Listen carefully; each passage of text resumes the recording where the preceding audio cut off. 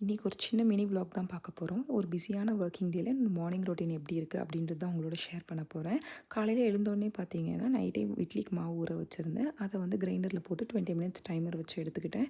அதுக்கு அடுத்து பார்த்தீங்கன்னா, பிரேக்ஃபாஸ்ட்டுக்கு சத்து மாவு கஞ்சி தான் செஞ்சேன். அது முடித்த உடனே ரைஸை வந்துட்டு ஒரு பக்கம் கழுவி அடுப்பில் வச்சுட்டேன். அதுக்கடுத்து நேற்று நைட்டே உளுந்தும் ஊற போட்டிருந்தேன். அதையும் மிக்சியில் போட்டு அரைச்சி ஒரு பவுலில் மாற்றிக்கிட்டேன். அதுக்கடுத்து பார்த்தீங்கன்னா, வெங்காயம், அதில் வந்து பெப்பரு, கருவேப்பிலை, மிளகா, அப்புறம் இஞ்சி, சால்ட்டு, அப்புறம் வந்துட்டு கொஞ்சோண்டு பெருங்காயம் இது எல்லாத்தையுமே போட்டு வடைக்கு மாவு பெனஞ்சு எடுத்துக்கிட்டேன். இன்னொரு குக்கரில் பார்த்திங்கன்னா பருப்பு, வெங்காயம், தக்காளி, மஞ்சத்தூள், மிளகாத்தூள், மிளகா இதெல்லாமே போட்டு குக்கரில் விசில் வச்சு எடுத்துக்கிட்டேன். அதுக்கடுத்து பார்த்திங்கன்னா முருங்கைக்கீரையும் அதிலே ஆட் பண்ணி தண்ணியை ஊற்றி தாளிப்பு கொட்டி அவ்வளோதான், குக்கரில் சாம்பார் ரெடி பண்ணி எடுத்துக்கிட்டேன். தொட்டுக்க பார்த்திங்கன்னா சேப்பக்கிழங்கு ஃப்ரை பண்ணியிருந்தேன். சேப்பக்கிழங்கை வேக வச்சு அதை வந்து பார்த்திங்கன்னா மஞ்சத்தூள், மிளகாத்தூள் போட்டு நல்லா ஒரு ஃப்ரை பண்ணி எடுத்துக்கிட்டேன்.